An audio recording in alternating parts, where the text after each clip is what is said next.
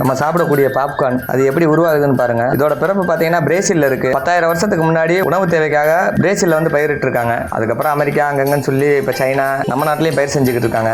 நம்ம ஒரு பாப்கார்ன் சாப்பிடணும்னா அந்த பயிர் உருவாகி வர்றதுக்கு ஒரு 3 மாசம் ஆகும். 3 மாசத்துல முதல் 1 மாசம் வந்து பயிரிட்டு தொடர்ந்து தண்ணி பாய்ச்சணும். சில இடங்கள்ல மானாவாரி பயிரா வந்து போட்டிருக்காங்க. கருது நல்லா வளர்ந்ததுக்கு அப்புறம் 10 நாளைக்கு ஒரு தடவை தண்ணி பாய்ச்சினா போதும். ஒரு பயிரில் பார்த்தீங்கன்னா ஒரு நாத்துல 3-4 கூட விளையும். அந்த மாதிரி விளைஞ்சுன்னா விவசாயிக்கு நல்ல லாபம் தான். நம்ம பெரும்பாலும் முழுசாக தான் கருதை வாங்கி நம்ம சாப்பிடுவோம். அங்கங்கே வண்டிகளில் போட்டு வித்துக்கிட்டு இருக்காங்க.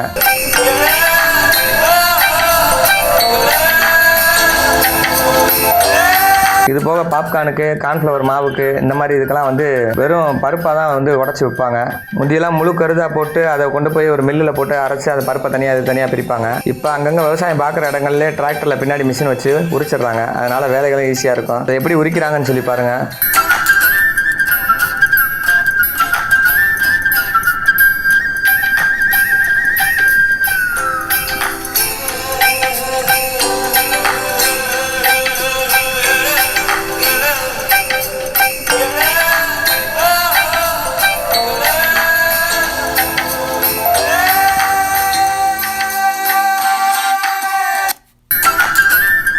இல்லை அந்த கருதை மட்டும் நம்ம உள்ளே போட்டோம்னா போதும். அள்ளி அள்ளி உள்ளே போடுறாங்க. ஒரு பக்கம் அது அந்த இலை எல்லாத்தையும் உரிச்சிருது. உள்ளே இருக்க கட்டையும் உரிச்சிருது. உரிச்சிட்டு அந்த நம்மளுக்கு பயிர் மட்டும் தனியாக வந்துடுது. உள்ளதான் நிற்க முடியாது. ரொம்ப தூசியாக பறந்துக்கிட்டு இருக்கும். அப்புறம் அவங்க மூடை போட்டு கொடுத்துருவாங்க. கடைக்கு வந்துச்சுன்னா நம்ம சாப்பிட்றதுக்கு ரொம்ப ருசியான பாப்கார்ன் கிடச்சிரும்.